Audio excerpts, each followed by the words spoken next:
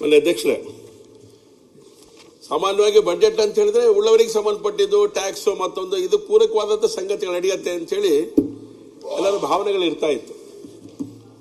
ಆದರೆ ಸನ್ಮಾನ್ಯ ಮುಖ್ಯಮಂತ್ರಿಗಳಾದಂಥ ಯಡಿಯೂರಪ್ಪನವರು ಬಜೆಟ್ ಮಂಡನೆ ಮಾಡಿದಂಥ ಸಂದರ್ಭದಲ್ಲಿ ಜನರ ಸಾಮಾನ್ಯ ವ್ಯಕ್ತಿಗಳ ಬಗ್ಗೆ ಯೋಚನೆ ಮಾಡಿದಂಥ ಪರಿಣಾಮ, ವಿದ್ಯಾರ್ಥಿಗಳ ಬಗ್ಗೆ ಯೋಚನೆ ಮಾಡಿದಂಥ ಪರಿಣಾಮ, ರಾಜ್ಯದ ಬಜೆಟ್ ಅಂತ ಹೇಳಿದ್ರೆ ಹೀಗೂ ಯೋಚನೆ ಮಾಡಬಹುದು ಅಂತ ಹೇಳಿ ಅದಕ್ಕೊಂದು ಬದಲಾವಣೆ ದಿಕ್ಕನ್ನು ಕೊಟ್ಟಂಥದ್ದು ಸನ್ಮಾನ್ಯ ಯಡಿಯೂರಪ್ಪನವರು ಭಾರತೀಯ ಜನತಾ ಪಾರ್ಟಿ ನೇತೃತ್ವ ಸರ್ಕಾರದಲ್ಲಿ ಅಂತ ಹೇಳಿ ಈ ಸಂದರ್ಭದಲ್ಲಿ ಹೇಳಲಿಕ್ಕೆ ಇಷ್ಟಪಡ್ತೇನೆ. ಸೈಕಲ್ ಕೊಟ್ಟರು, ರೈತರಿಗೆ ಬೇಕಾಗಿರುವಂಥ ಸಂಗತಿಗಳನ್ನು ಕೊಟ್ಟರು, ಭಾಗ್ಯಲಕ್ಷ್ಮಿ ಯೋಜನೆಯನ್ನು ಜೋಡಿಸಿ ಹೆಣ್ಮಕ್ಳಿಗೆ ಏನಾಗಬೇಕು ಅಂತ ಯೋಚನೆಗಳನ್ನು ಮಾಡಿದ್ರು. ಅಂದ್ರೆ ಸಾಮಾನ್ಯ ವ್ಯಕ್ತಿಗಳಿಗೆ ಏನು ಅಗತ್ಯ ಇದೆ ಅನ್ನೋದನ್ನ ಸರ್ಕಾರ ಯೋಚನೆ ಮಾಡುತ್ತೆ ಅಂತ ಸಂಗತಿಯನ್ನು ಪ್ರಾರಂಭ ಮಾಡಿದ್ದು ಯಡಿಯೂರಪ್ಪನವರ ಸಂದರ್ಭದಲ್ಲಿ ಅನ್ನೋದನ್ನ ನೆನಪು ಮಾಡ್ಕೊಳ್ಳಿಕ್ಕೆ ನಾನು ಇಷ್ಟಪಡ್ತಾ ಇದ್ದೇನೆ. ಸೊ ಹೀಗೆ ಅದಕ್ಕೂ ಶಿಸ್ತಿದೆ. ಬಜೆಟ್ ಮಂಡನೆ ಮಾಡಬೇಕಾದ್ರೆ ಅನೇಕ ಸಂಗತಿಗಳನ್ನ ಅದರೊಳಗೆ ಜೋಡಿಸಬೇಕು ಅನ್ನೋಂಥದ್ದು, ಆ ದಿಕ್ಕಲ್ಲಿ ಯೋಚನೆ ಮಾಡಬೇಕು ಅನ್ನೋಂಥ ಸಂಗತಿಗಳು, ನಿಯಮಗಳೆಲ್ಲ ಇದ್ದೇ ಇದೆ. ಆದ್ರೆ ಈಗ ಈ ಬಾರಿಯ ಬಜೆಟ್ ನಿಯಮವನ್ನ ಮೀರಿ ಬಜೆಟ್ ಅನ್ನು ಮಂಡನೆ ಮಾಡಿದ್ದಾರೆ ಅನ್ನೋದಕ್ಕೆ ಅನೇಕ ಸಾಕ್ಷಿಗಳು ಕೂಡ ನಮ್ಮ ಕಣ್ಣು ಮುಂದಿದೆ. ಮಾನ್ಯ ಅಧ್ಯಕ್ಷರೇ, ವಿತ್ತೀಯ ಕೊರತೆ, ವಿತ್ತೀಯ ಶಿಸ್ತು ಹೇಗಿರಬೇಕು ಅಂತ ಹೇಳಿದ್ರು, ಅದನ್ನ ಮೀರುವಂತ ಹಂತಕ್ಕೆ ನಾವು ತಲುಪಿಬಿಟ್ಟಿದ್ದೇವೆ. ಸನ್ಮಾನ್ಯ ಸಿದ್ದರಾಮಯ್ಯನವರ ಮಂಡಿಸಿದಂಥ ಬಜೆಟ್ ಏನಿದೆ ಅದರಲ್ಲಿ ವಿತ್ತೀಯ ಶಿಸ್ತುಗಳೇನಿತ್ತು ಅದೆಲ್ಲದೂ ಕೂಡ ಗಾಳಿಗೆ ತೂರುವಂತ ಕೆಲಸಗಳನ್ನು ಮಾಡಿದ್ದಾರೆ. 2.95 ಹೋಗ್ಬಿಟ್ಟಿದೆ ಅಲ್ಲ ಈಗಾಗಲೇ. ಆಮೇಲೆ ಏನು ಅಂತ ಯೋಚನೆ ಮಾಡಿದ್ರೆ ನಮ್ಮ ಹತ್ರ ಉತ್ತರ ಇಲ್ಲ. ಇವತ್ತು ಈ ಹಂತದಲ್ಲಿ ಯೋಚನೆ ಮಾಡುವಂತ ಸ್ಥಿತಿ ಈ ಬಾರಿಯ ಬಜೆಟ್ ಇರುವಂತದ್ದು. ಒಂದ್ ಕಡೆ ಬಜೆಟ್ ಏನು ಅಂತ ನಾವು ಹೇಳ್ತೇವೆ, ಹೋದ ಬಾರಿಯ ಏನೇನೆಲ್ಲ ಸಂಗತಿಗಳು ಮಾಡಿದ್ದೇವೆ ಅಂತ ಪುಸ್ತಕಗಳನ್ನ ಮುದ್ರಣ ಮಾಡಿ ನಮಗೆ ಕೊಟ್ಟಿದ್ದೀರಾ. ಈ ಪುಸ್ತಕವನ್ನು ಗಮನದಲ್ಲಿ ಇಟ್ಕೊಂಡು ಯೋಚನೆ ಮಾಡಿದ್ರೆ, ಅನುಪಾಲನಾ ವರದಿಗಳೆಲ್ಲ ಯೋಚನೆ ಮಾಡಿದ್ರೆ ಅನುಪಾಲನಾ ವರದಿಗೂ ಈಗಿರುವಂತ ಬಜೆಟ್ನ ಮಂಡನೆ ಮಾಡಿರುವಂತಹ ಗಾತ್ರಕ್ಕೂ ಅನೇಕ ವ್ಯತ್ಯಾಸಗಳನ್ನು ನಾವು ಕಾಣಲಿಕ್ಕೆ ಸಾಧ್ಯ ಆಗತ್ತೆ. ಸೊ ಹಾಗಾಗಿ ಅನುಪಾಲನಾ ವರದಿಗಳನ್ನು ಗಮನದಲ್ಲಿ ಇಟ್ಕೊಂಡು, ಯಾಕಂದ್ರೆ ಬಜೆಟ್ ಮಂಡನೆ ಮಾಡಬೇಕಾದ್ರೆ ಅನುಪಾಲನಾ ವರದಿಯನ್ನು ನಾವು ಕೊಡ್ತೇವೆ. ಬಜೆಟ್ ಮಾಡಿದ ನಂತರ ಅನುಪಾಲನಾ ವರದಿಯನ್ನು ಗಮನದಲ್ಲಿ ಇಟ್ಕೊಂಡು ಬಜೆಟ್ ಮಾಡುವಂಥದ್ದು ಬಹಳ ಅಗತ್ಯ ಇದೆ ಅನ್ನೋ ಸಲಹೆಯನ್ನು ಈ ಸಂದರ್ಭದಲ್ಲಿ ಕೊಡ್ಲಿಕ್ಕೆ ನಾನು ಇಷ್ಟಪಡ್ತಾ ಇದ್ದೇನೆ. ಯಾಕಂದ್ರೆ ಬಜೆಟ್ ನಾವು ಸಾವಿರಾರು ಲಕ್ಷಾಂತರ ಕೋಟಿ ಬಜೆಟ್ ಅನ್ನು ಮಂಡನೆ ಮಾಡ್ತೇವೆ. ಆದ್ರೆ ಅನುಪಾಲನಾ ವರದಿ ಒಳಗಡೆ ನಾವು ಅದಕ್ಕೆ ಹಣ ಕೊಡಬೇಕಾಗಿರುವಂತ ಸಂದರ್ಭಗಳು ಹಣವನ್ನೇ ಕೊಡದೇ ಇರುವಂತ ಸ್ಥಿತಿ, ಮೋರ್ ದನ್ 50% ಕಡಿಮೆ ಮಾಡುವಂತ ಸ್ಥಿತಿ ಇದೆಯಲ್ಲ, ಇದು ಎಲ್ಲ ಒಂದು ಕಡೆಗೆ ನಮಗೆ ಅನುಮಾನಕ್ಕೆ ಎಡೆ ಮಾಡಿಕೊಡುವಂಥದ್ದು. ಈ ರಾಜ್ಯದ ಜನತೆಯನ್ನೇ ಕತ್ತಲಲ್ಲಿ ಇಡುವಂತ ಕೆಲಸವನ್ನ ಮಾಡುತ್ತೆ ಅಂತ ಆದ್ರೆ ಬಜೆಟ್ ಮಂಡನೆ ಮಾಡಿದಾಗ ಬಹಳ ಅದಕ್ಕೆ ಬೇರೆ ರೀತಿಯ ರೂಪಗಳನ್ನ ಕೊಡ್ತಾ ಇರ್ತಾರೆ. ಆದ್ರೆ ಅನುಪಾಲನಾ ವರದಿ ಬಂದಾಗ ಇದು ಸತ್ಯಕ್ಕೆ ಹತ್ತಿರವಾಗಿರುವಂತ ಸಂಗತಿಗಳು ಇದರಲ್ಲಿ ಅಡಕಾಗಿರುತ್ತೆ. ಹಾಗಾಗಿ ಅನುಪಾಲನಾ ವರದಿಯನ್ನ ಮೊದಲು ನೋಡಬೇಕಾದಂತ ಪರಿಸ್ಥಿತಿ ಇವತ್ತಿದೆ. ಯಾರು ಮಂಡನೆಯನ್ನ ಮಾಡ್ತಾರೆ ಅವರು ಅಂತೇಳಿ ಈ ಸಂದರ್ಭದಲ್ಲಿ ಹೇಳಲಿಕ್ಕೆ ನಾನು ಇಷ್ಟಪಡ್ತೇನೆ. ಮಾನ್ಯ ಅಧ್ಯಕ್ಷರೇ, ಮೋರ್ ದನ್ 50% ಕಡಿತ ಮಾಡಿಬಿಟ್ಟಿದ್ದಾರೆ. ಹಾಗಾಗಿ ಬಜೆಟ್ ಅನ್ನು ಮಂಡನೆ ಮಾಡಬೇಕಾದ್ರೆ ನಾನು ಬಹಳ ಡೀಟೇಲ್ ನಾನು ಹೋಗೋದಿಲ್ಲ. ಅನುಪಾಲನಾ ವರದಿ ನೋಡ್ಬಿಟ್ರೆ ಸಾಕಾಗತ್ತೆ ರಾಜ್ಯ ಸರ್ಕಾರದ ಒಟ್ಟು ವೈಫಲ್ಯತೆಗಳು ಏನು ಅಂತ ಹೇಳಿ. ಹಾಗಾಗಿ ಇದನ್ನು ಗಮನದಲ್ಲಿ ಇಟ್ಕೊಂಡು ಆಲೋಚನೆ ಮಾಡುವಂಥದ್ದು ಅಗತ್ಯ ಇದೆ. ಮುಂದಿನ ಬಾರಿ ಬಜೆಟ್ ಮಂಡನೆ ಮಾಡೋದಕ್ಕಿಂತ ಮುಂಚೆ ಅನುಪಾಲನಾ ವರದಿಯನ್ನು ರೆಡಿ ಮಾಡಿಕೊಂಡು ಆನಂತರದಲ್ಲಿ ಬಜೆಟ್ ಮಂಡನೆಗೆ ಹೋದ್ರೆ ಗೌರವ ಬರುತ್ತೆ, ಈ ರಾಜ್ಯದ ಜನತೆಗೆ ನ್ಯಾಯ ಸಿಕ್ಕಾಗತ್ತೆ ಅಂತೇಳಿ ನಾನು ಈ ಸಂದರ್ಭ ನಾನು ಹೇಳಲಿಕ್ಕೆ ಇಷ್ಟಪಡ್ತೇನೆ. ಇದು ಮೊದಲನೇ. ಮಾನ್ಯ ಅಧ್ಯಕ್ಷರೇ, ಎರಡನೇದು ಸಾಲದ ಸುಳಿಯಲ್ಲಿ ನಮ್ಮ ಕರ್ನಾಟಕ. ಒಂದು ಕುಟುಂಬ ಸಾಲದ ಸುಳಿಯಲ್ಲಿ ಸಿಕ್ಕಾಕೊಂಡ್ರೆ ಹೇಗೆ ಒದ್ದಾಟ ಆಗ್ತಾ ಇರುತ್ತೆ, ಹೇಗೆ ಮೇಲ್ ಬರ್ಲಿಕ್ಕೆ ಸಾಧ್ಯತೆ ಆಗೋದಿಲ್ಲ ನಮಗೆ, ಆ ಹಂತದಲ್ಲಿ ರಾಜ್ಯದ ಪರಿಸ್ಥಿತಿ ಇದೆ. ಆರ್ಥಿಕ ವ್ಯವಸ್ಥೆ ಒಬ್ಬ ವ್ಯಕ್ತಿಯ ತಲೆ ಮೇಲೆ ಇವತ್ತಿನ ದಿವಸ ಹೋದ ಬಾರಿ 80,000 ಇತ್ತು, ಈ ಬಾರಿ 1,20,000 ಒಬ್ಬ ತಲೆ ಮೇಲೆ ಇದೆ. ಇವತ್ತು ಒಬ್ಬ ನಾಗರಿಕನ ತಲೆ ಮೇಲೆ 1,27,000 ಕೋಟಿ. ಅವಶ್ಯಕತೆ ಇತ್ತ? ಅಗತ್ಯ ಇದೆಯಾ? ಹೋದ ಬಾರಿನೂ ಸಾಲ ಮಾಡಿದ್ವಿ, ಈ ಬಾರಿನೂ ಮತ್ತೆ ಹೆಚ್ಚು ಸಾಲ ಮಾಡ್ತಾ ಇದ್ದೀವಿ. ಕುಟುಂಬ ಮೇಲ್ ಬರ್ಲಿಕ್ಕೆ ಸಾಧ್ಯನಾ? ರಾಜ್ಯ ಮೇಲ್ ಬರ್ಲಿಕ್ಕೆ ಸಾಧ್ಯನಾ? ಇದನ್ನ ಗಮನದಲ್ಲಿ ಇಟ್ಕೊಂಡು ಗಂಭೀರ ಯೋಚನೆ ಮಾಡಬೇಕಾಗತ್ತೆ. ಒಟ್ಟಾರೆ ಯೋಚನೆ ಮಾಡಿದಾಗ ಸಾಲದ ಕೂಪಕ್ಕೆ ಈ ರಾಜ್ಯವನ್ನು ತಳ್ಳಿದ್ದಾರೆ ಸನ್ಮಾನ್ಯ ಸಿದ್ದರಾಮಯ್ಯನವರು. ಪ್ರತಿ ಪ್ರಜೆಯ ಮೇಲೆ ಆಗಲೇ ಹೇಳಿದನು, ಪ್ರತಿ ಪ್ರಜೆ ಮೇಲೆ ಸಾಲವನ್ನು ಹೊರಿಸುವಂತ ಕೆಲಸ. ಆ ಪ್ರಜೆ ಸಾಲ ತೀರಿಸಬೇಕು ಅಂತ ಆದ್ರೆ ನಾಳೆ ಪರಿಸ್ಥಿತಿ ಏನು? ಹೀಗೆ ಬಜೆಟ್ ಮಂಡನೆ ಮಾಡಿರುವಂಥದ್ದು. ಮೊನ್ನೆ ಅಧ್ಯಕ್ಷರೇ, ಶಿಕ್ಷಣಕ್ಕೆ ಯಾವ ಬಜೆಟ್ ಅನ್ನ ಕೊಟ್ಟಿದ್ದೀವಿ, ಆ ಹಣ ಎಷ್ಟಿದೆಯೋ ಅದಕ್ಕಿಂತ ಜಾಸ್ತಿ ಹಣವನ್ನ ಬಡ್ಡಿ ಕಟ್ಟುವಂತ ಸ್ಥಿತಿ ರಾಜ್ಯ ಸರ್ಕಾರದ ಪರಿಸ್ಥಿತಿ ನಿರ್ಮಾಣ ಆಗಿರುವಂಥದ್ದು. ಒಟ್ಟು ಶಿಕ್ಷಣಕ್ಕೆ ಎಷ್ಟು ಹಣ ಇಟ್ಟಿದ್ದೀವಿ? 53,332 ಕೋಟಿ ಕೊಟ್ಟಿದ್ದೀವಿ. 40,000 ಬಡ್ಡಿ ಕೊಡ್ತಾ ಇರೋದು. 40,000 ಕೋಟಿ ಶಿಕ್ಷಣ ಇಲಾಖೆ ಕೊಟ್ಟಿದ್ದೀವಿ. 40,000 ಶಿಕ್ಷಣ ಇಲಾಖೆ ಕೊಟ್ಟಿದ್ದೀವಿ. 53,000 ಚಿಲ್ಲರೆ ಕೋಟಿ ಬಡ್ಡಿ ಕಟ್ಟುವಂತ ಸ್ಥಿತಿ ನಿರ್ಮಾಣ ಆಗಿದೆ. ಬಡ್ಡಿ ಕಟ್ಟೋಣ, ಯಾವಾಗ ಕಟ್ಟಕ್ಕೆ ಸಾಧ್ಯ? ಉತ್ಪಾದನೆ ಇದ್ರೆ. ನೀವು ಉತ್ಪಾದನೆ ಮೇಲೆ ಎಲ್ಲೂ ಕೂಡ ಹಣವನ್ನು ಜೋಡಿಸುವಂತ ಪ್ರಯತ್ನವನ್ನು ಮಾಡಲೇ ಇಲ್ಲ ಈ ಬಜೆಟ್ನಲ್ಲಿ. ಯಾವ ಹಣ ಯಾರಿಗೆ ಕೊಟ್ರೆ ವಾಪಸ್ ಬರುತ್ತೆ ಅಂತಿಲ್ಲ. ಆ ಜಾಗಗಳಿಗೆ ನೀವು ಸಾಲವನ್ನು ಮಾಡಿ ಆ ಹಣವನ್ನು ಅಲ್ಲಿಗೆ ಹಾಕ್ತಾ ಇದ್ದೀರಿ. ಬಡ್ಡಿ ಕಟ್ಟೋದು ಹೇಗೆ? ಸಾಲ ತೀರಿಸೋದು ಹೇಗೆ? ಇದು ಈ ರಾಜ್ಯದ ಜನತೆ ಮುಂದೆ ಗಂಭೀರವಾದಂತಹ ಪ್ರಶ್ನೆ ಇವತ್ತು ನಿಂತ್ಕೊಂಡಿರುವಂತದ್ದು. ಮಾನ್ಯ ಅಧ್ಯಕ್ಷರೇ, ಇಷ್ಟಾದ್ಮೇಲೆ ಎಲ್ಲ ಒಂದ್ ಕಡೆಗೆ ಬಜೆಟ್ ಸಾಲ ಮಾಡಿ ಬಜೆಟ್ ಮಾಡಬೇಕಾದ್ರೆ ಡೆವಲಪ್ಮೆಂಟ್ ಏನಾದ್ರು ಹಾಕ್ತಾ ಇದ್ದಾವೆ ಅಂತ ಕೇಳಿದ್ರೆ ಡೆವಲಪ್ಮೆಂಟ್ ಶೂನ್ಯ. ಮಾನ್ಯ ಅಧ್ಯಕ್ಷರೇ, ಡೆವಲಪ್ಮೆಂಟೇ ಇಲ್ಲ. ಡೆವಲಪ್ಮೆಂಟ್ ಇಲ್ಲದೆ ಇರುವಂತ ಒಂದು ಬಜೆಟ್ ಕೊಡುವಂತ ಸ್ಥಿತಿ ನಿರ್ಮಾಣ ಆಗಿದೆ ಅಂತ ಹೇಳಿದ್ರೆ ಏನೇನೆಲ್ಲ ಸಂಗತಿ ಇದರೊಳಗೆ ಜೋಡ್ಕೊಂಡಿದೆ ಅಂತ ಯೋಚನೆ ಮಾಡಬೇಕಾಗತ್ತೆ. ಬಜೆಟ್ಗೆ ಹಣ ಇಲ್ಲ, ಲಕ್ಷಾಂತರ ಕೋಟಿ ಹಣ ಸಾಲ ಮಾಡ್ತೇವೆ. 53,000 ಕೋಟಿ ಹಣವನ್ನ ನಾವು ಇದಕ್ಕೆ ಬಡ್ಡಿ ಕಟ್ತೇವೆ. ವಾಪಸ್ ನಮ್ಮಲ್ಲಿ ಯಾವುದೇ ರೀತಿಯ ಉತ್ಪಾದನೆಗೆ ಬೇಕಾಗಿರುವಂತಹ ಸಂಗತಿಗಳನ್ನು ಯೋಚನೆ ಮಾಡದಿರೋಂಥ ಒಂದು ಮೋಸದ ಬಜೆಟ್ ಇದು ಅಂತೇಳಿ ಈ ಸಂದರ್ಭದಲ್ಲಿ, ಮತ್ತೆ ಇದೊಂದು ಜನರನ್ನ ಒಂದ್ ಕಡೆ ಕೂಪಕ್ಕೆ ತಳ್ಳುವಂತ ಕೆಲಸ ಈ ಬಜೆಟಿನ ಮೂಲಕ ನಡೆದಿದೆ ಅಂತೇಳಿ ನಾನು ಈ ಸಂದರ್ಭದಲ್ಲಿ ಹೇಳಲಿಕ್ಕೆ ಇಷ್ಟಪಡ್ತಾ ಇದ್ದೇನೆ. ಮಾನ್ಯ ಅಧ್ಯಕ್ಷರೇ,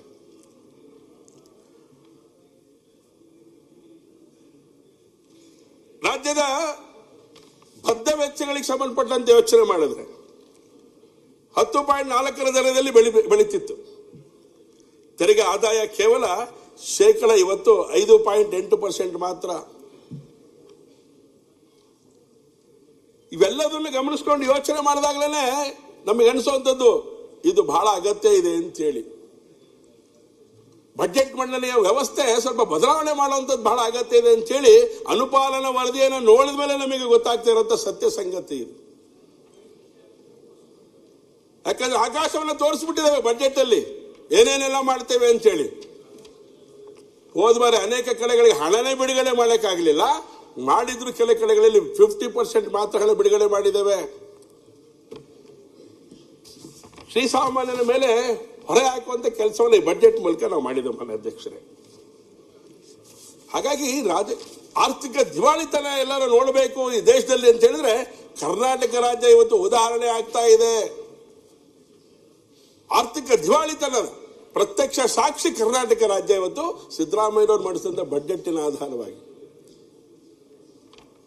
ಮಾನ್ಯ ಅಧ್ಯಕ್ಷರೇ, ಮೂಲಸೌಕರ್ಯದ ಬಗ್ಗೆ ಏನು ಯೋಚನೆ ಮಾಡಿದಿರಿ? ಹೋದ ಬಾರಿ ಕೊಟ್ಟಂತೆ 8,600 ಕೋಟಿ ಹಣ ಇನ್ನು ಜಾರಿಗೆ ಬರಲಿಲ್ಲ. ಅದು ಆಡಳಿತ ಪಕ್ಷದವರಿಗೆ 50 ಕೋಟಿ ಕೊಟ್ರಿ, ವಿರೋಧ ಪಕ್ಷದವರಿಗೆ 25 ಕೋಟಿ ಕೊಟ್ರಿ. ಆ ಡೆವಲಪ್ಮೆಂಟ್ ಆಕ್ಟಿವಿಟಿ ಪ್ರಾರಂಭ ಆಯ್ತಾ ಅಂತ ಹೇಳಿದ್ರೆ ಇನ್ನು ಪ್ರಾರಂಭ ಮಾಡ್ಲಿಕ್ಕೆ ಆಗ್ತಾ ಇಲ್ಲ.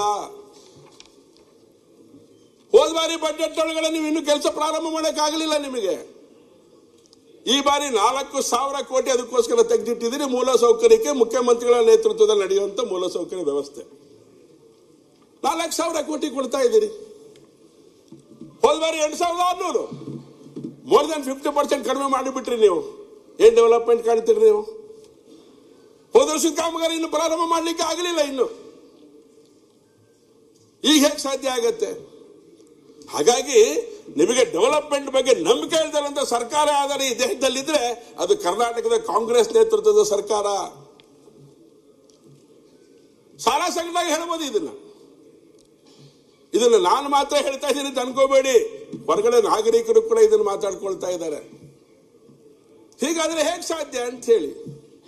ಒಂದು ಟಾಯ್ಲೆಟ್ ಕಟ್ಲಿಕ್ಕೆ ಆಗದೆ ಸ್ಥಿತಿ ರಾಜ್ಯದ್ದು. ಉದಾಹರಣೆಗಳನ್ನು ಕೊಡ್ತೇನೆ, ಯಾವ್ಯಾವ ಸರ್ಕಾರಿ ಶಾಲೆಗಳಲ್ಲಿ ಟಾಯ್ಲೆಟ್ ಇಲ್ಲ ಅಂತ ಹೇಳಿ. ಒಂದು ಅಂಗನವಾಡಿ ಕಟ್ಲಿಕ್ಕೆ ಆಗದೆ ಸ್ಥಿತಿ ಇದೆ ಇವತ್ತು. ಅಂಗನವಾಡಿಗಳನ್ನೇ ಕಟ್ಟಕ್ಕಾಗಲ್ಲ, ಟಾಯ್ಲೆಟ್ಗಳನ್ನೇ ಕಟ್ಟಲಿಕ್ಕಾಗಲ್ಲ. ಈ ರೀತಿ ಸರ್ಕಾರ ಈ ಒಂದು ವಿಚಿತ್ರವಾದಂಥ ರೀತಿಯೊಳಗಡೆ ಬಜೆಟ್ ಅನ್ನು ಮಂಡನೆ ಮಾಡಿದ್ರೆ ಹೇಗೆ ಸಾಧ್ಯ ಆಗತ್ತೆ?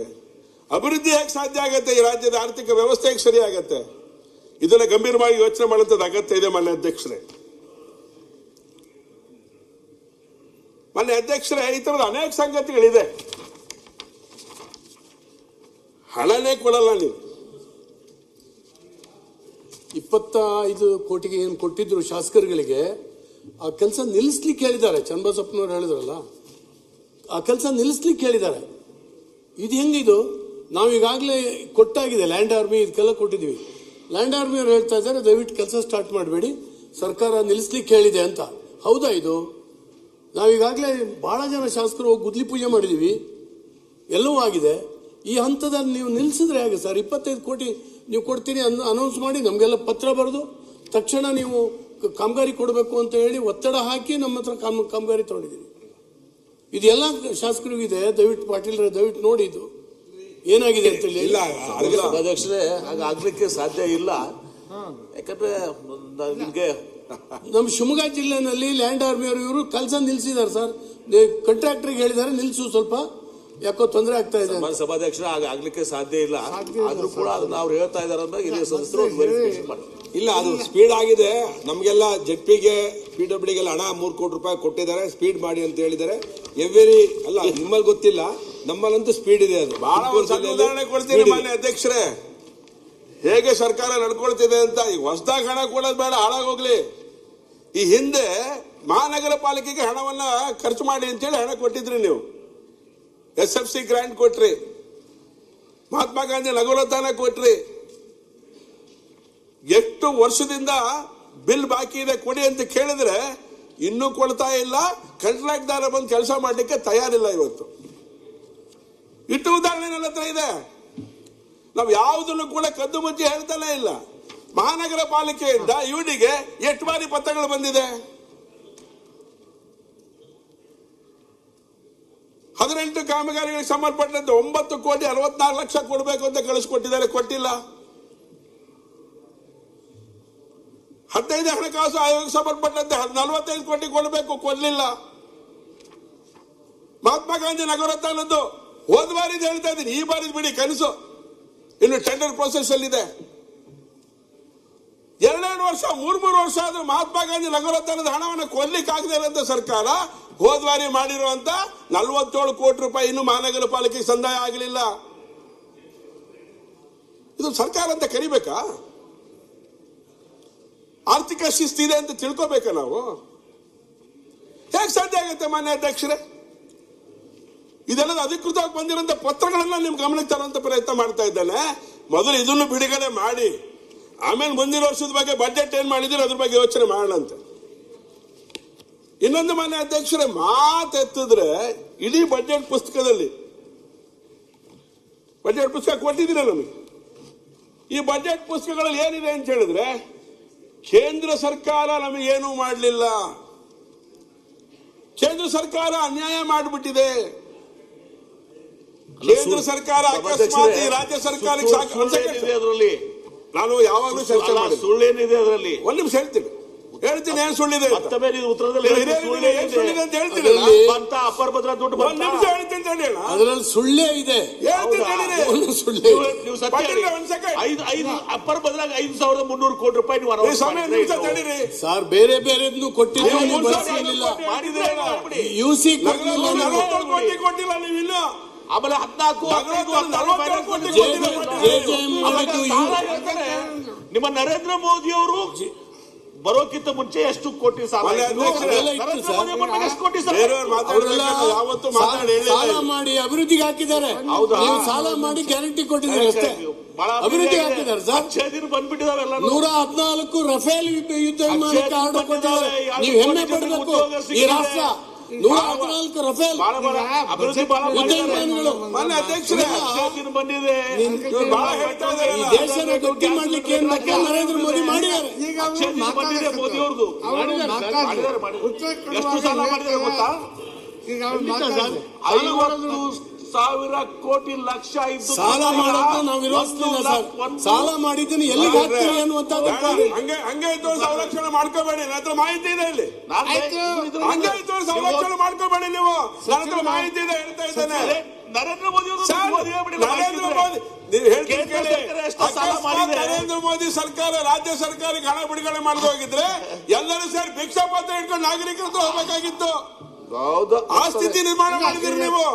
ಏನೋ ಮೋದಿ ಇದ್ದಾರೆ ಕೊಟ್ಟಿದ್ದೀರಿ ಅಂತ ಹೇಳ್ತೇನೆ ನಾನು. ಎಷ್ಟು ಸಾಲ ಮಾಡಿದಾರೆ ಹೇಳ್ಬಿಡಿ. 14ನೇ ಫೈನಾನ್ಸ್ 15ನೇ ಫೈನಾನ್ಸ್ 16ನೇ ಎಷ್ಟು ವ್ಯತ್ಯಾಸ ಆಗಿದೆ ಸಮಾಧಾನವಾಗಿ ದಯವಿಟ್ಟು ಕೂತ್ಕೊಳ್ಳಿ. ಸಮಾಧಾನ ಕೂತ್ಕೊಳ್ಳಿ. ಕೇಂದ್ರ ಸರ್ಕಾರದಿಂದ ಹಣಕಾಸಿನ ಒಂದು ಡಿಬೇಟ್ ಅನ್ನ ನೀವು ಏರ್ಪಡಿಸಿ. ನಾವು ದಾಖಲಾತಿ ಒಟ್ಟಿಗೆ ನಮ್ಮ ಮುಖ್ಯಮಂತ್ರಿಗಳು ಬಜೆಟ್ ಪುಸ್ತಕ ಹಾಕಿದಾರೆ. ಸುಮ್ನೆ ಬಜೆಟ್ ಪುಸ್ತಕ ಪ್ರಿಂಟ್ ಮಾಡ್ತೀವ. ಸುಮ್ನೆ ಮಾಡಿದ್ದು ಈ ತರ ಬಿಬಿಜಿ ರಾಮ್ಜಿಗೆ ದುಡ್ಡೆಲ್ಲ ಇಟ್ಟಿದ್ದೀರಿ ಹೇಳಿ. ಪುಸ್ತಕ ಹಾಕಿ ಅಂದ್ರೆ ಬಿಬಿಜಿ ರಾಮ್ಜಿಗೆ ದುಡ್ಡು ಎಲ್ಲಿ ಇಟ್ಟಿದ್ದೀರಿ ಹೇಳಿ. ಅದ್ರಲ್ಲಿ ಎಲ್ಲಿದೆ? ಕೈ ಬಿಟ್ಬಿಟ್ರ? ನರೇಗಾ ಹೆಸರಿನಲ್ಲೇ ನೀವು ಮಾಡಿಬೇಕಾದ್ರೆ ಕೈ ಬಿಟ್ಬಿಟ್ರ? 60% ಕೇಂದ್ರದಿಂದ ಬರೋದು ಇವತ್ತು ನಾವು ಉಪಯೋಗಿಸೋಣಕ್ಕೆ ಆಗ್ತಾ ಇಲ್ಲ. ಈ ಬಜೆಟ್ ನಲ್ಲಿ ನೀವು ಕೈ ಬಿಟ್ಟಿದ್ದೀರಿ. ಇದರ ಅರ್ಥ ಏನು? ಬಡವರ ವಿರೋಧಿ ಬಜೆಟ್ ಆಗಿದೆ. ಅಧ್ಯಕ್ಷರೇ ಸ್ವಲ್ಪ ಸಮಾಧಾನವಾಗಿ ನಾನು ಆನಂದವಾಗಿದ್ದೀನಿ. ಸಮಾಧಾನವಾಗಿ ಹೇಳ್ತೀನಿ. ಎಂ ಪಿ ಪಾಟೀಲ್ ಅವರು ಮೋದಿ ಲಕ್ಷಾಂತರ ಕೋಟಿ ಬಗ್ಗೆ ಹೇಳ್ತಾರೆ. ನೈಟ್ ಲ್ಯಾಂಡಿಂಗ್ ಫೆಸಿಲಿಟೀಸ್ 1-2 ಕೋಟಿ ಕೊಡ್ರಿ ಸಾಕು. ವಿಮಾನ ನಿಲ್ದಾಣಕ್ಕೆ 2 ಕೋಟಿ ಕೊಡಿ ಸಾಕು. ಕೋಟಿ ವಿಮಾನ ನಿಲ್ದಾಣ ಶಿವಮೊಗ್ಗಕ್ಕೆ ಕೊಟ್ರ ಮತ್ತೆ ಇನ್ನೊಂದು ಹೇಳ್ತೀನಿ. ಅವರೇ ಆದೇಶ ಮಾಡಿರೋದು ಹೇಳ್ಬೋದು. ಯಾಕೆಂದ್ರೆ ಮೋದಿ ಬಗ್ಗೆ ಚರ್ಚೆ ಮಾಡಿದ್ಮೇಲೆ ನಾನು ಹೇಳಬೇಕು ಪಾಟೀಲ್ರ ಬಗ್ಗೆ. ಒಂದು ನಿಮಿಷ ಸಾಲ ಮಾಡಿದ್ದಾರೆ.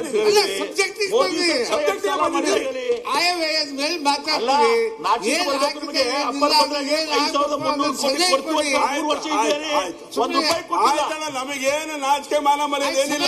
ಆದ್ರೆ ಆಯ್ತಣ್ಣ ಅಧ್ಯಕ್ಷರೇ ನಮಗೇನಿಲ್ಲ ಅಂತ ಹೇಳ್ತಾರೆ ಪಾಪ ಅವರು. ಎಂ ಪಿ ಪಾಟೀಲ್ ಒಪ್ಕೊಂಡ್ಬಿಡ್ತೀನಿ ನಾನು. ಅವ್ರಿಗೆ ಏನಿಲ್ಲ ನಿಮಗೇನಿಲ್ಲ ಮೂರಿಗೆ ಬಿಟ್ಟವ್ರು. ಆಯ್ತು ನಾವು ಮೂರಿಗೆ ಬಿಟ್ಟವ್ರೆ. ಮೊನ್ನೆ ಅವ್ರ ಹತ್ರ ನಾನು ಪತ್ರ ಬರೆಸಿದೆ. ನಾನು ಅವರಿಗೆ ಪತ್ರ ಕೊಟ್ಟಿದ್ದೆ. ಅದನ್ನು ಹೇಳಿ ನಾನು ಬಜೆಟ್ಗೆ ಹೋಗ್ತೀನಿ. ಹೋದಾಗ ಏನಾಯ್ತು? ಯಾರು ವಿಮಾನ ನಿಲ್ದಾಣದಲ್ಲಿ ಕೆಲಸಗಳನ್ನು ಮಾಡ್ತಾ ಇದ್ದಾರೆ, ಯಾರ್ಯಾರು ಅಧಿಕಾರಿಗಳಿದ್ದಾರೆ, ಅವರಿಗೆ ಒಂದಷ್ಟು ಜಾಗದ ಅವಶ್ಯಕತೆ ಇದೆ. ಮೂಲ ಸೌಕರ್ಯಕ್ಕೋಸ್ಕರ ಅವರಿಗೆ ಒಂದಷ್ಟು ಅವಕಾಶ ಮಾಡಿಕೊಡಿ. ಜಾಗ ಇದೆ, ಅಕ್ವಿಷನ್ ಎಲ್ಲ ಮಾಡ್ಕೊಂಡಿದೀವಿ. ಇರೋ ಜಾಗದಲ್ಲಿ ಅವ್ರಿಗೆ ಆ ಕಡೆ ಮೂಲೆಲ್ಲ ಒಂದ್ ಕಡೆ ಕೊಟ್ರೆ ಅವ್ರ ಬದುಕು ಕೂಡ ಕಟ್ಕೊಳ್ತಾರಲ್ಲಿ ಅಂತ ಹೇಳಿದಕ್ಕೆ 10 ಕೋಟಿ ರೂಪಾಯಿ ಹಣ ಕಟ್ಟಿ ಅಂತ ಹೇಳಿ ಆದೇಶ ಮಾಡಿದ್ದಾರೆ. ಯಾರು ಕೊಡ್ತಾರೆ? ಸರ್ಕಾರದಿಂದ ಕೆಡಿಬಿ ನಿವೇಶನ 10 ಕೋಟಿ ರೂಪಾಯಿ ಕೊಡಿ ಅಂತ ಕೇಳಿ ಬರೀತಾರೆ ಅಂತ ಹೇಳಿದ್ರೆ ಇದಕ್ಕೆ ಸರ್ಕಾರ ಅಂತ ಕರಿಬೇಕಾ? ನಾವು ಮನೆ ಮಾಹಿತಿ ಕೊರತೆಯಿಂದ ಮಾತಾಡಿದ್ರೆ ಅದು ತಪ್ಪಾಗುತ್ತೆ. ಮಾಹಿತಿ ಕೊರತೆ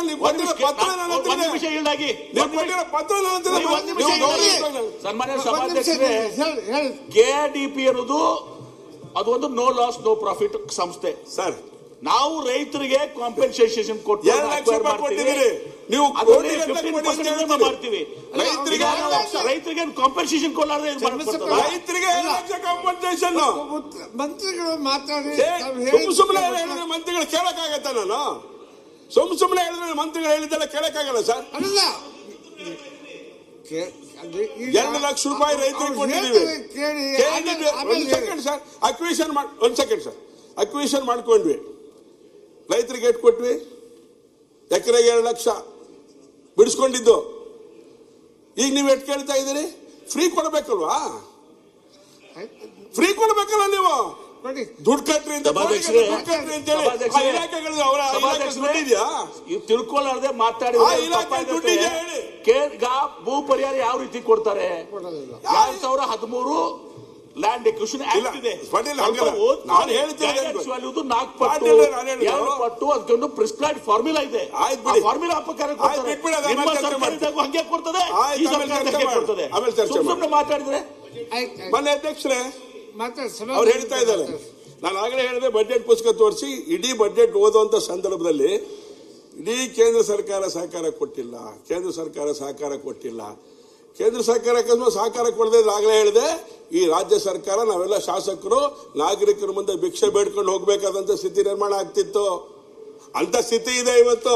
ನೋಡಿ ಹೇಳ್ತೀನಿ, ಸರ್ಕಾರದ ಅಂಕಿಅಂಶಗಳಿದು. ಆಯ್ತು ಕೇಂದ್ರದಿಂದ ರಾಜ್ಯಕ್ಕೆ ನೀಡಿದ ಅನುದಾನಗಳು ಸ್ವಲ್ಪ ಅರ್ಥ ಮಾಡ್ಕೋಬೇಕಲ್ಲ ನಾವು. ಇಲ್ಲ ಇಲ್ಲ ಅಂತ ಹೇಳಿದ್ರೆ ನಾವು ಒಪ್ಕೊಂಡ್ಬಿಡಕ್ಕಾಗತ್ತಾ? ಕೇಂದ್ರ ಸರ್ಕಾರ ರಾಜ್ಯಕ್ಕೆ ನೀಡಿದ ಅನುದಾನದ ಬಗ್ಗೆ ವಿತ್ತ ಸಚಿವಾಲಯ ಕೊಟ್ಟಿರುವಂತ ಸಂಗತಿ ಇದು. ಫೆಬ್ರವರಿ 2026 ಬಿಡುಗಡೆ ಮಾಡಿದಂತ ಅದಕ್ಕೆ ಸಂಬಂಧಪಟ್ಟಂತೆ ದಾಖಲೆಗಳಿದು. ಕಾಂಗ್ರೆಸ್ ಸರ್ಕಾರ ಮಾಡುವ ಸುಳ್ಳು ಆರೋಪಗಳಿಗೆ 10 ವರ್ಷಗಳ ರಾಜ್ಯಕ್ಕೆ ನೀಡಿದ ತೆರಿಗೆ ಹಂಚಿಕೆ ಮತ್ತು ಸಹಾಯಧನದ ದಾಖಲೆಗಳಿಂದ ವಿತ್ತ ಸಚಿವಾಲಯ ನೀಡಿದೆ. ಬರೀ ಸುಳ್ಳು 10 ವರ್ಷದಿಂದ. 14ನೇ ಹಣಕಾಸಿನ ರಾಜ್ಯಕ್ಕೆ ಸಿಂಹಪಾಲು, 14ನೇ ಹಣಕಾಸಿನ ಆಯೋಗ, 15ನೇ ಹಣಕಾಸು ಬಿಡುಗಡೆ ಆಗಿಲ್ಲ, ಸುಖ ಸುಮ್ಮನೆ ದೂರ್ತಾ ಇದ್ರು. 2014ರಿಂದ 26 ಒಳಗಡೆ ಎಷ್ಟು ಬಿಡುಗಡೆ ಮಾಡಿದೆ ಅಂತ ಮಾಹಿತಿ ಕೊಡ್ತೇನೆ ನಿಮಗೆ ಮನೆ ಅಧ್ಯಕ್ಷರೇ. 2014ರಿಂದ 26 10 ವರ್ಷದಲ್ಲಿ 6,25,000 ಕೋಟಿ ಹಣ ಅಲ್ವಾ? 6,25,000 ಕೋಟಿ ಕೊಟ್ಟಿದ್ದೀವಿ ಮಾನ್ಯ ಅಧ್ಯಕ್ಷರೇ. ಅದಕ್ಕೆ ಹೇಳಿದೆ, ಅಕಸ್ಮಾತ್ ಕೇಂದ್ರ ಸರ್ಕಾರ ಕೊಡದೆ ಹೋಗಿದ್ರೆ ಭಿಕ್ಷೆ ಬಿಡುವಂತ ಸ್ಥಿತಿ ಈ ಸಿದ್ದರಾಮಯ್ಯ ಅವರ ಬಜೆಟ್ ಮಾಡಿಬಿಡ್ತಿತ್ತು ನಮಗೆ ಅಂತ ಹೇಳಿ. ಇದರಲ್ಲಿ ತೆರಿಗೆ ಹಂಚಿಕೆ ಅನುದಾನ 3,89,000 ಕೋಟಿ, ಸಹಾಯಧನ 2,36,000 ಕೋಟಿ. ಇದೆಲ್ಲ ಹಣ ಅಲ್ವಾ? ಒಂದು ನಿಮಿಷ ಮಾಡಿ ದಯವಿಟ್ಟು. ಅಲ್ಲಲ್ಲ, ನೀವು ದೊಡ್ಡ ಆನ್ಸರ್ ಕೂಡ ಕೊಡೋದು ಬಿಡ್ರಿ. ಈಗ ಮತ್ತೆ ಆಗ್ಲೇ ಹೇಳಿದ್ರಲ್ಲ, ನಾನು ಸ್ಟ್ಯಾಟಿಸ್ಟಿಕ್ಸ್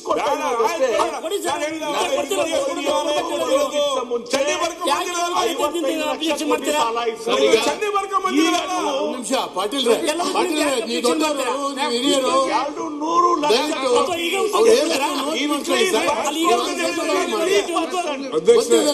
ಎಲ್ಲ ಪ್ರತಿಯೊಂದು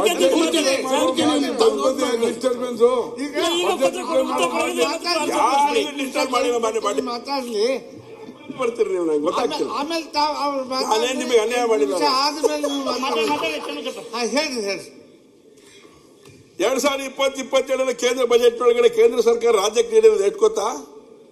ಏನು ಕೊಟ್ಟಿಲ್ಲ ಅಂತ ಪುಸ್ತಕದಲ್ಲಿ ಬರ್ಕೊಂಡಿದಾರಲ್ಲ. 79,049 ಕೋಟಿ, 79,049 ಕೋಟಿ ಹಣ ಅಲ್ವಾ? ಇದರಲ್ಲೂ ತೆರಿಗೆ ಹಂಚಿಕೆ ಅದರೊಳಗೂ ಬಂದಿದೆ 63,048 ಕೋಟಿ, 49 ಕೋಟಿ. ಸಹಾಯಧನ 16,000 ಕೋಟಿ ಕೊಟ್ಟೇ ಇಲ್ಲ. ಎಷ್ಟು ಏನು ಇಂಕಿದೆ ಅಂತ ಬರೆದಿದ್ದು ಇಂಡಿವಿಜುವಲ್ ಹೇಳ್ಬಿಡ್ತಾನೆ. ವಿತ್ತ ಸಚಿವಾಲಯ ಬಿಡುಗಡೆ ಮಾಡಿರೋದು ನಾನಲ್ಲ, ಚನ್ನಿ ಬರೆದಿದ್ದು ಒಂದು ಇಂಕಿಲ್ಲ ಇದ್ರೊಳಗಡೆ. ಮೊನ್ನೆ ಅಧ್ಯಕ್ಷರೇ, PM ಜನ್ಧನ್ ಯೋಜನೆಗೆ 2.12 ಕೋಟಿ ಜನಕ್ಕೆ ಕೊಟ್ಟಿರೋದು. PM ಜೀವನ್ ಜ್ಯೋತಿ ಯೋಜನೆ 1.67 ಕೋಟಿ ಜನಕ್ಕೆ. PM ಸುರಕ್ಷಾ ವಿಮಾ ಯೋಜನೆ 2.60 ಕೋಟಿ ಜನಕ್ಕೆ. PM ಮುದ್ರಾ ಯೋಜನೆ ಮೊತ್ತ 3.39 ಲಕ್ಷ ಕೋಟಿ. ಅಟಲ್ ಬಿಹಾರಿ ಪಿಂಚಣಿ 48.9 ಲಕ್ಷ ಜನಕ್ಕೆ. PM ಸ್ವನಿಧಿ ಯೋಜನೆ 6.14 ಕಿಸಾನ್ ಕ್ರೆಡಿಟ್ ಕಾರ್ಡ್ ವಿತರಣೆ 31.7 ಲಕ್ಷ. ಸುಮ್ಮನೆ ಬರ್ಕೊಂಡು ಹೋಗ್ಬಿಡೋದಲ್ಲ ಮಾನ್ಯ ಅಧ್ಯಕ್ಷರೇ.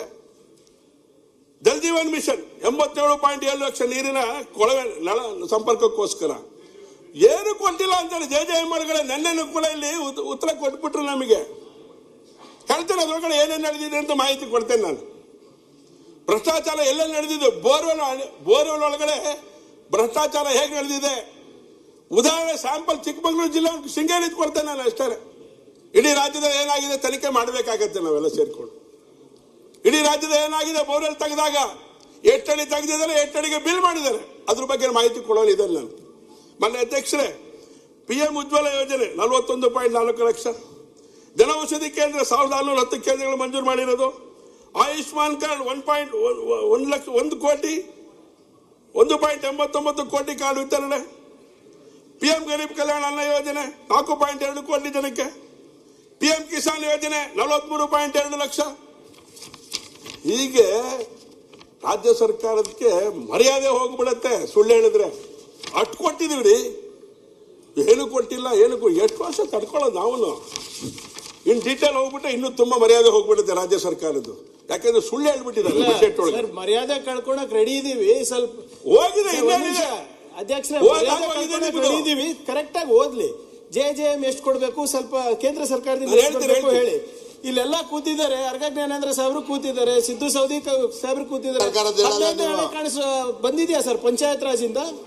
ಸರ್ ಬಂದಿದ್ಯಾ? ಎಷ್ಟು ಬಂದಿದೆ ಸರ್? 2500 ಕೋಟಿ ಇನ್ನಾನು ಕೇಂದ್ರ ಸರ್ಕಾರದಿಂದ ಬರಬೇಕು. ನಮ್ಮ ಅವಧಿನೇ ಮುಗ್ದೋಯ್ತು ಪಂಚಾಯತ್ ರಾಜ್ದು. ಪತ್ರ ಬರ್ದಿ ಸಾಕಾಗಿದೆ ನಮ್ಗೆ, ಅಲ್ಲಿ ಹೋಗಿ ಕೈಕಾಲು ಬಿದ್ದಿ ಸಾಕಾಗಿದೆ ನಮ್ಗೆ. ಎಲ್ಲಿದೆ ಹೇಳಿ? 2500 ಗ್ರಾಮ ಪಂಚಾಯತ್ ಸರ್, ಗ್ರಾಮ ಪಂಚಾಯತ್ ಪೂರ್ಣ ರಾಜ್ಯ ಸರ್ಕಾರ ಕೊಟ್ಟಿರೋದು ಇವಾಗ JJM ಗ್ರಾಮ ಪಂಚಾಯತ್ ಪೂರ್ಣ ರಾಜ್ಯ ಸರ್ಕಾರದಿಂದ ಕೊಟ್ಟಿರೋದು. ಗ್ರಾಮ ಪಂಚಾಯತ್ ದುಡ್ಡು ಬಂದಿದ್ಯಾ ಹೇಳಿ? ಹೇಳಿ, ಗ್ರಾಮ ಪಂಚಾಯತ್ ಬಂದಿದ್ಯಾ ನಿಮಗೆ? ಕುಷ್ಟಗಿಗೆ ಬಂದಿದ್ಯಾ? ಶಿವಮೊಗ್ಗ ಬಂದಿದ್ಯಾ? ಏನ್ ದೊಡ್ಡ ಐಸಾನ್ ಮಾಡ್ದಂಗೆ ಮಾಡ್ತಾ ಇದ್ದೀರಾ? ಅವ್ರು ಕೊಡ್ಬೇಕಾಗಿರೋ ದುಡ್ಡು ನಾವು ಕೊಟ್ಬಿಟ್ಟು ನಿಮ್ ಮರ್ಯಾದೆ ಹೋಗುತ್ತೆ ಅಂತೆ. ನಿಮ್ ಮರ್ಯಾದೆ ಉಳಿಸ್ಕೊಳ್ಳಿ ಫಸ್ಟ್ ಹೇಳಿ. ಎಲ್ಲ ಹೇಳಿ, JJM ಎಷ್ಟು ಕೊಡ್ಬೇಕು, ಪಂಚಾಯತ್ ರಾಜ್ ಎಷ್ಟು ಕೊಡ್ಬೇಕು ಏನೂ ಕೊಟ್ಟಿಲ್ಲ ಅಂತ ಹೇಳಾದ್ರೆ ಅದನ್ನ ಹೇಳಾತಾರ ಅವ್ರು. ಹೇಳಿ ಸರ್. ಇಲ್ಲ ದಯವಿಟ್ಟು ಕ್ಷಮಿಸಬೇಕು. ನಾನು ಏನಾದ್ರು ಹೇಳ್ಬಿಟ್ರೆ ರಾಜ್ಯ ಸರ್ಕಾರ ಮರ್ಯಾದೆ ಕಳ್ಕೊಂಡ್ಬಿಡ್ತೀವಿ. ರೆಡಿ ಇದೀವಿ, ಹೇಳಿ ನಮ್ಗೆ ಎಷ್ಟು ಕೊಡ್ಬೇಕು ಹೇಳಿ. ಪಂಚಾಯತ್ ರಾಜ್ JJM ನಲ್ಲಿ ಎಷ್ಟು ಕೊಡ್ಬೇಕು ಹೇಳಿ. ನಮ್ಮ ಅವ್ರ ಪಾಲು ಕೂಡ ನಾವು ಕೊಟ್ಟಿದೀವಿ. ಮತ್ತೆ ಇದು ಬೇರೆ ರಾಜ್ಯ ಸರ್ಕಾರನೇ ಕೊಟ್ಟಿರೋದು, ಕೇಂದ್ರ ಸರ್ಕಾರ JJM ಇಂದು ಕಳಿಸಲಿಲ್ಲ. ಇದರ ಪರಿಣಾಮವಾಗಿ 11,000 ಕೋಟಿ ಹೇಳಿ ನಮ್ಮ ಹತ್ರ ಅಂಕಿಅಂಶಗಳಿದ್ದಾವೆ. UC ಸಲ್ಲಿಸ್ತೇನೆ ಇವತ್ತು ನೋಡಿ. ನೀವು ಕೇಂದ್ರ ಸರ್ಕಾರದ ಬಗ್ಗೆ ಹೇಳ್ತೀರಿ, ಈ ರಾಜ್ಯಕ್ಕೆ ಕೆಮಿಕಲ್ ಫರ್ಟಿಲೈಸರ್ ಎಷ್ಟು ಬರ್ತದೆ, ಸಬ್ಸಿಡಿ ಎಷ್ಟು ಬರ್ತದೆ, ನೀವು ಇಲ್ಲಿಂದ ಟ್ಯಾಕ್ಸ್ ಕಳ್ಸಿದೀವಿ ಅಂತ ಹೇಳಿ ಬಬ್ಬಿ ಹೊಡಿಯೋದು, ಅಲ್ಲಿಂದ ಬರುವಂತ ಹಣ ಹೇಳೋದೇ ಇಲ್ಲ ಇವರು. ಒಂದು ಚೀಲ ಗೊಬ್ಬರಕ್ಕೆ ಸರ್ ಎಷ್ಟು ಕೊಡ್ತಾರೆ ಸಬ್ಸಿಡಿ ನೋಡಿ. ಉಪಯೋಗಿಸ್ತಾ ಇದೆ. ಇಲ್ಲ ಸಾಹೇಬ್ರು ಒಂದು ಗಂಭೀರವಾದಂತಹ ಆರೋಪ ರಾಜ್ಯ ಸರ್ಕಾರದ ಮೇಲೆ ಮಾಡಿದ್ದಾರೆ. UC ಟೈಮಿಂಗ್ ಕೊಟ್ಟಿಲ್ಲ ಅಂತ. ಇದು ಮುಂಚೆನೂ ಹೇಳಿದ್ದೀನಿ ಅಧ್ಯಕ್ಷರೇ. ನಾವು utilisation certification certificate 2019-20 it was submitted on 2/2/2021. utilization certificates for financial year 2021 submitted on 01/07/2022. utilization certificates for financial year 21-22 submitted on 23/12/2022. utilization certificates for financial year 22-23 submitted on 29/01/2024. provisional utilization certificates for financial year 24-25 submitted on 10/10/25. ಯಾವ್ದು ಕೊಟ್ಟಿಲ್ಲ ಹೇಳಿ. ನಿಮ್ಮ ಕೇಂದ್ರ ಸರ್ಕಾರದ ಸಚಿವರೇ ಸುಳ್ಳು ಉತ್ತರ ಕೊಟ್ಟಿದ್ದಾರೆ. ಅಲ್ಲಿ ದಾಖಲೆಗಳನ್ನ ಕೊಟ್ಟಿದ್ದೀವಿ. ಪದೇ ರಾಜ್ಯ ಸರ್ಕಾರದ ಮೇಲೆ ಗೂಬೆ ಕುಡ್ಸೋದ್ ಕೆಲಸ ಮಾಡಬಾರ್ದು. ಅವರು ಸುಳ್ಳು ಉತ್ತರ ಕೊಟ್ಟರೆ ದಾಖಲೆ ತೋರಿಸಿ, ಪ್ರಿವಿಲೇಜ್ ಹಾಕ್ರಿ. ಈಗ ಕಾನೂನು ಕೈಂಡ್ಲಿ ಅವ್ರೇನ್ ಹೇಳಿದ್ರು, ಅವ್ರ ಹತ್ರ ದಾಖಲೆ ಇದೆ, ನಾವು ಕೊಟ್ಟಿಲ್ಲ ಅಂತ ತೋರಿಸ್ಬಿಡ್ಲಿ. ಇದ್ರೆ ನೀವ್ ರಾಜೀನಾಮೆ ಕೊಡ್ತೀರಾ? ಇಲ್ಲ ಇಲ್ಲಿ ಕೊಡಿ. PSC ನಲ್ಲಿ ಚರ್ಚೆ ಆಗಿದೆ, ಇದು ಚರ್ಚೆ ಆಗಿದ್ರೆ ನೋಡಿ. ಈಗ ನೀವೇನ್ ಹೇಳಿದ್ರಿ, ನಿಮ್ಮ ದಾಖಲೆಗಳನ್ನ ಸಬ್ಮಿಟ್ ಮಾಡ್ತಾ ಇದ್ದೀನಿ, ನೀವು ಕೊಡ್ತೀರಾ? ಅವ್ರ ದಾಖಲೆ ಕರೆಕ್ಟ್.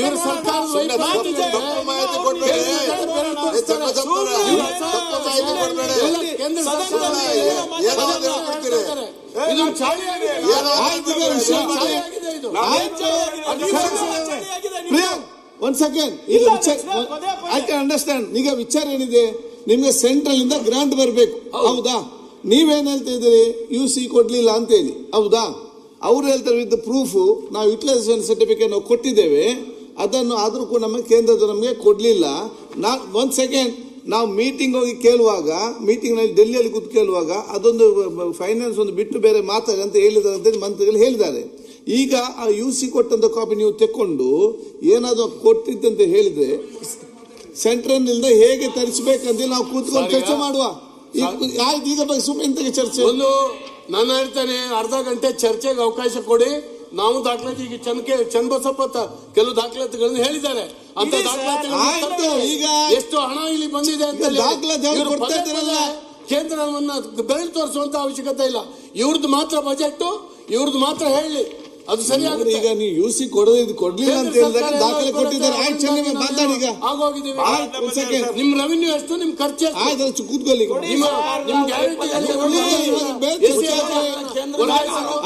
ಕೂತ್ಕೊಳ್ಳಿ, ಚರ್ಚೆ ಹಾಕಿ. ಆಯ್ತು, ಮಾತಾಡಿ.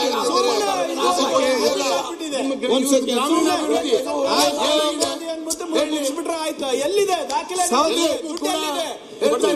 ನೋಡಿ, ಇಬ್ರು ಕೂಡ ಮಾತಾಡಿ ಆಗಿದೆ. ಮತ್ತೆ ಯಾಕೆ ಸರ್ ಅವ್ರಿಗೆ ಮಾತಾಡಿ ಸರ್. ಅವ್ರು ಏನಾದ್ರು UC ಕೊಟ್ಟಿದಾರಲ್ಲ ಕಾಪಿ, ಅವರೇ ಹೇಳಿದ್ರು ಕೊಡ್ತೀನಿ ಅಂತ. ಆಯ್ತು, ಈಗ ಅವ್ರು ದಾಖಲೆ ಕೊಟ್ಟಿದ್ದಾರೆ, ನೀವು ದಾಖಲೆ ಕೊಡಿ. ಕೂತ್ಕೊಳ್ಳಿ. ಚನ್ನಬಸಪ್ಪ ಮಾನ್ಯ ಅಧ್ಯಕ್ಷರೇ, ರಾಜ್ಯ ಸರ್ಕಾರದ ಮರ್ಯಾದೆ ಹೋಗ್ಬಿಡುತ್ತೆ. ಬಹಳ ಡಿಸ್ಟರ್ಬೆನ್ಸ್ ಮಾಡ್ತಾ ಇದ್ದಾರೆ. ನಾವು ಯಾವಾಗೂ ಮಾಡ್ಲೇ ಇಲ್ಲ ಇಷ್ಟು. ಮಾತಾಡಿ.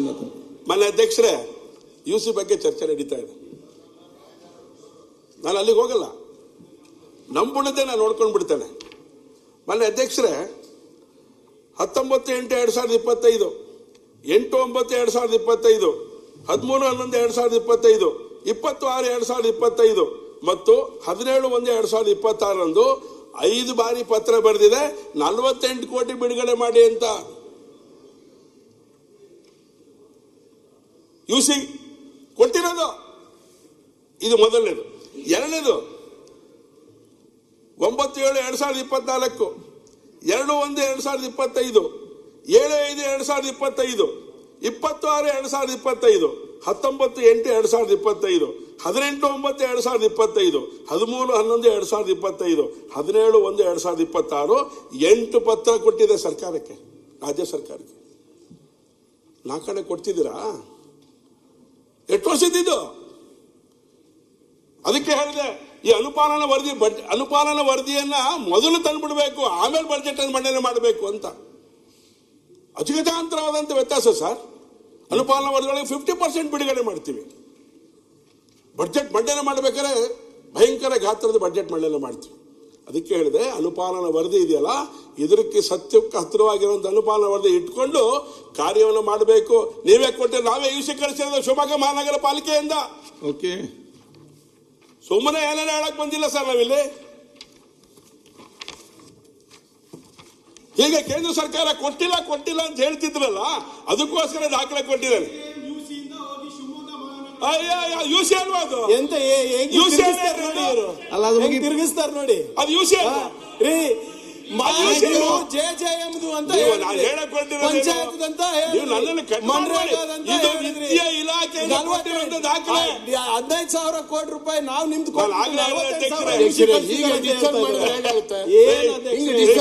ಇಲ್ಲ. ಸ್ವಲ್ಪ ಲಾಜಿಕ್ ಆಗ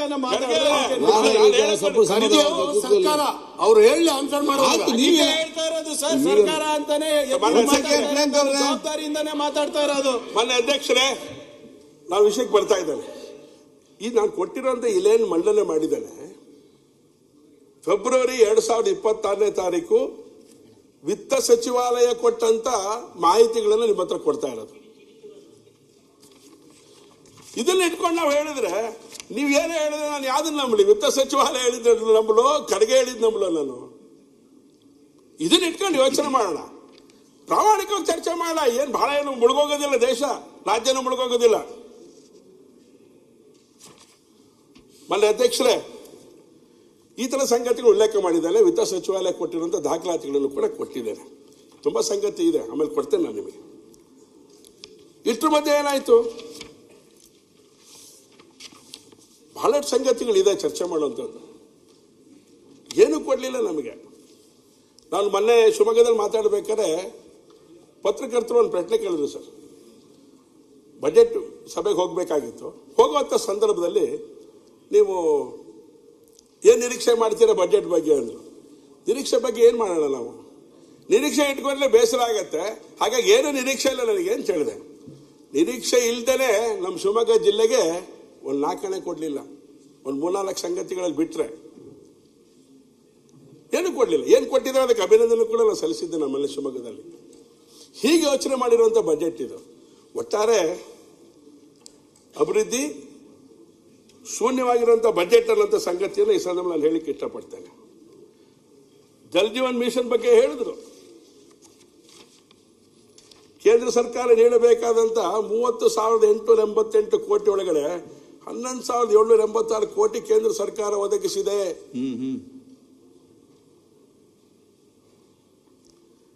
ಹಣ ಬಳಕೆ ಮಾಡಿದ ಬಗ್ಗೆ ವರದಿಯನ್ನು ಕೇಂದ್ರ ಸರ್ಕಾರಕ್ಕೆ ರಾಜ್ಯ ಸರ್ಕಾರ ನೀಡಿದ ತಕ್ಷಣ ಇನ್ನೊಂದು 19,102 ಕೋಟಿ ಬಿಡುಗಡೆ ಮಾಡ್ತೀವಿ ಅಂತ ಹೇಳಿದ್ದಾರೆ.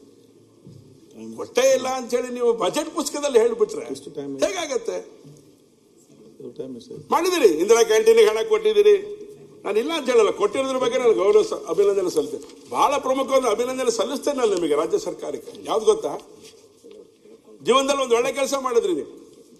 16 ವರ್ಷದ ವಿದ್ಯಾರ್ಥಿಗಳು ಮೊಬೈಲನ್ನ ನೋಡಬಾರದು ಅನ್ನೋದು ಆದೇಶ ಮಾಡ್ತಿದ್ದೀರಲ್ಲ, ಅದಕ್ಕೊಂದು ಸರ್ಕಸ್ ಮಾಡಿ ಅದಕ್ಕೊಂದು ಸರಿಯಾದಂಥ ಕಾನೂನು ತರಬೇಕು ಅಂತ ಯೋಚನೆ ಮಾಡ್ತಿದ್ದೀರಲ್ಲ, ನಾನು ನಿಮ್ಮ ಸರ್ಕಾರಕ್ಕೆ ಅಭಿನಂದನೆ ಸಲ್ಲಿಸ್ತೇನೆ. ನಾನು ಒಳ್ಳೆ ಕೆಲಸ ಮಾಡಿದ್ರೆ ಅಭಿನಂದನೆ ಸಲ್ಲಿಸೋರು ನಾವು ಯಾವುದಕ್ಕೂ ಹಿಂದೆ ಮುಂದೆ ನೋಡೋದಿಲ್ಲ ನಾವು. ಸೊ ಹಾಗಾಗಿ ಇದು ಗಂಭೀರವಾಗಿ ಇಟ್ಕೊಂಡೆ. ಮತ್ತು ಈ ಬಾರಿ ನಾನು ಹೋದ ಬಾರಿ ಹೇಳ್ತಾ ಇದ್ದೆ, ಅಲ್ಪಸಂಖ್ಯಾತರ ತುಷ್ಟೀಕರಣ ಎಲ್ಲಿ ತನಕ ಮಾಡ್ತೀರಿ ಅಂತ. ಈ ಬಾರಿನ ಅದೇ ಪರಿಸ್ಥಿತಿ. ಅವ್ರಿಗೆ ವಿದ್ಯಾವಂತರನ್ನು ಮಾಡಬೇಡಿ ಅಂತ ಹೇಳೋದಿಲ್ಲ ನಾನು, ಅನೇಕ ಸವಲತ್ತುಗಳನ್ನು ಕೊಟ್ಟಿದ್ದೀರಿ, ಆದರೆ ಮುಜರಾ ಇಲಾಖೆನ ಯಾಕೆ ಕೈ ಬಿಟ್ಟಿದ್ದೀರಿ ಅಂತ ಅಷ್ಟೇ ನಂದು. ಅವ್ರ ಬಗ್ಗೆ ಚರ್ಚೆ ಇಲ್ಲ ನಂದು.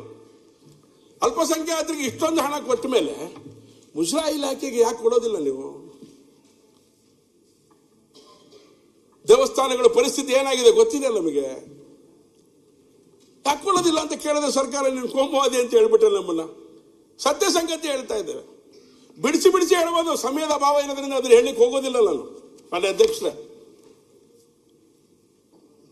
ಹೀಗಿರುವಂತ ಸಂದರ್ಭದೊಳಗಡೆ ಮಾಡ್ತೀನಿ. ಹೀಗಿರುವಂತ ಸಂದರ್ಭದಲ್ಲಿ ನಾವು ಈ ರಾಜ್ಯ ಸರ್ಕಾರ ನಂಬಿಕೊಂಡು ಅಭಿವೃದ್ಧಿ ಕಾರ್ಯಗಳ ಬಗ್ಗೆ, ಸೇವಾ ಕಾರ್ಯಗಳನ್ನು ಮಾಡೋದಕ್ಕೆ ಸಾಧ್ಯ ಇದೆಯಾ? ಮಾಡಕ್ಕೆ ಅವಕಾಶ ಇದೆಯಾ? ಶಿವಮೊಗ್ಗ ನಗರಕ್ಕೆ ಕೊಟ್ಟಿದ್ದೀರಿ ನೀವು. ಶಿವಮೊಗ್ಗಕ್ಕೆ, ದಕ್ಷಿಣ ಕನ್ನಡಕ್ಕೆ, ಉತ್ತರ ಕನ್ನಡಕ್ಕೆ ಏನ್ ಕೊಟ್ರಿ ಗೊತ್ತೇನೋ? ದ್ವೇಷ ಭಾಷಣದ ಮಸೂದೆ ಕೊಟ್ರಿ. ನಮಗೇನು ಕೊಡಲಿಲ್ಲ. ಮಾತಾಡಿದ್ರೆ ಹುಷಾರ್ ಮಗನೇ ಅಂತೇಳಿ ಒಳಗೆ ಕೂರಿಸಂತ ಕೆಲಸ ಮಾಡಿಬಿಟ್ರಿ ನಮಗೆ ಕೊಟ್ಟು. ಅದಕ್ಕೆ ಸ್ಪೆಷಲ್, ಅದಕ್ಕೊಂದು ತಂಡ ರಚನೆ ಮಾಡಿದ್ರಿ. ಪೊಲೀಸ್ ಸ್ಟೇಷನ್, ನಮಗೊಂದು ಪೊಲೀಸ್ ಸ್ಟೇಷನ್ ಕೊಡಲಿಲ್ಲ. ಒಬ್ಬ ಸಾಮಾನ್ಯ ವ್ಯಕ್ತಿ ಸತ್ತೋಗ್ಬಿಟ್ಟ, ಸಾಮಾನ್ಯ ಹುಡುಗ, 14 ವರ್ಷನೂ ಆಗಿಲ್ಲ ಅವನಿಗೆ, SSLC ಓದ್ತಾ ಇದ್ದಾನ ಅವನು.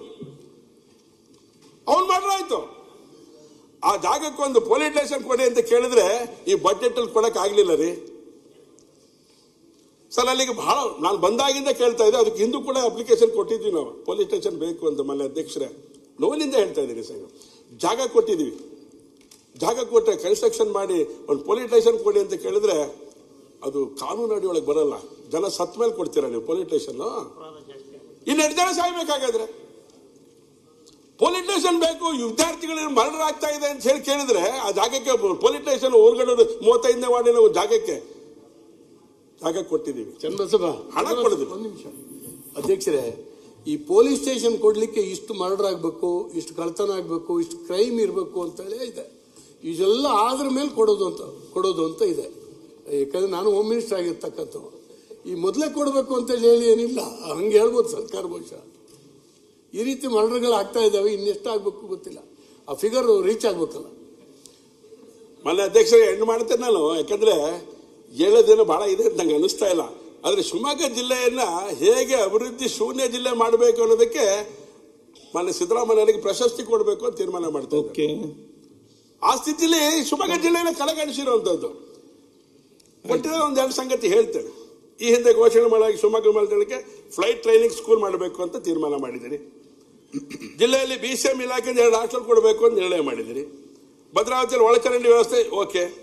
ಕುವೆಂಪು ವಿಶ್ವವಿದ್ಯಾಲಯದಲ್ಲಿ ಅನಂತಮೂರ್ತಿ ಅಧ್ಯಯನ ಪಟ್ಟ ಒಳ್ಳೆ ರಸ್ತೆ ಇಟ್ಕೊಂಡು ಮಾಡ್ತಾ ಇದ್ದೀರಿ, ಓಕೆ.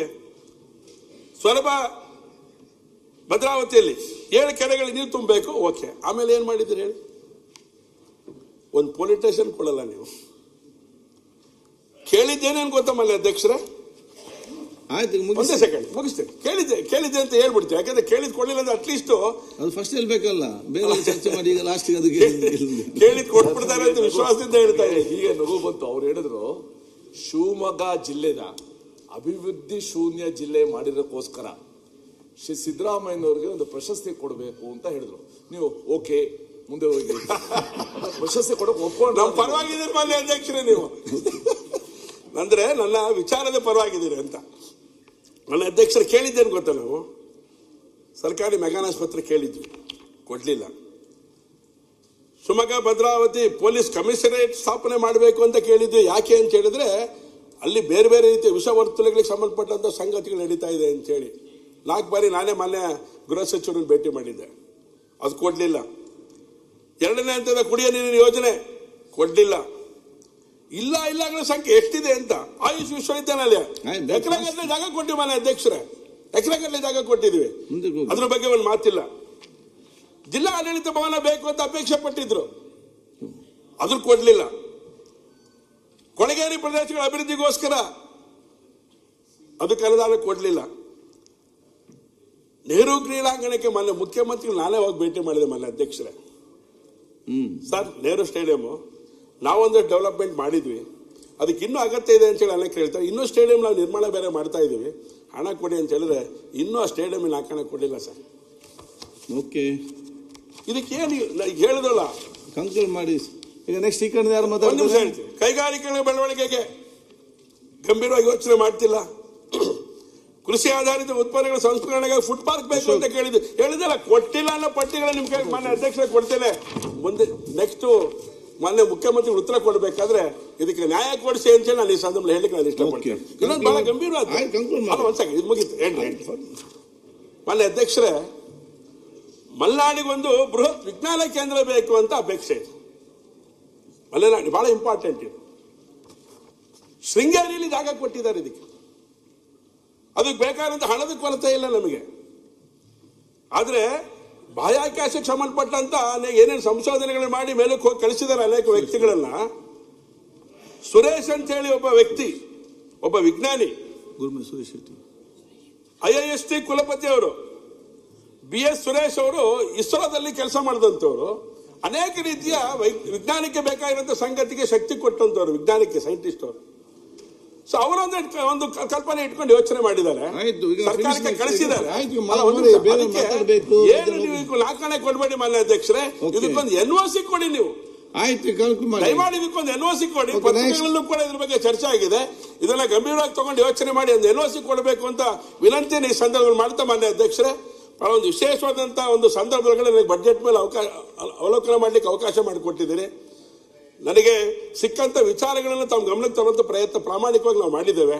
ಇದಕ್ಕೆ ಮುಖ್ಯಮಂತ್ರಿಗಳು ಉತ್ತರ ಕೊಡಬೇಕಾದ್ರೆ ನ್ಯಾಯ ಕೊಡಿಸಬೇಕು ಅಂತ ಹೇಳಿ ತಮ್ಮಲ್ಲಿ ವಿನಂತಿಯನ್ನು ಮಾಡ್ತಾ ಅವಕಾಶ ಕೊಟ್ಟಿದ್ದಕ್ಕೆ ವಂದಿಸಿ ನಿಮಗೆ ಮತ್ತು ಮಾನ್ಯ ಅಶೋಕ್ ಅವರಿಗೆ ವಂದಿಸಿ ನಾನು ಮಾತ್ರ ಮುಕ್ತಾಯ ಮಾಡ್ತೇನೆ. ನಮಸ್ಕಾರ. ಸುರೇಶ್ ಶೆಟ್ರೆ ಇಲ್ಲ ಮಾತಾಡೋದಿಲ್ಲ. ಸನ್ಮಾನ್ಯ ಅಧ್ಯಕ್ಷರೇ, 2026-27 ಆಯೋಗದ ವಿಷಯದ ಮೇಲೆ ಚರ್ಚೆ ಮಾಡೋದಕ್ಕೆ ಅವಕಾಶ ಮಾಡಿಕೊಟ್ಟು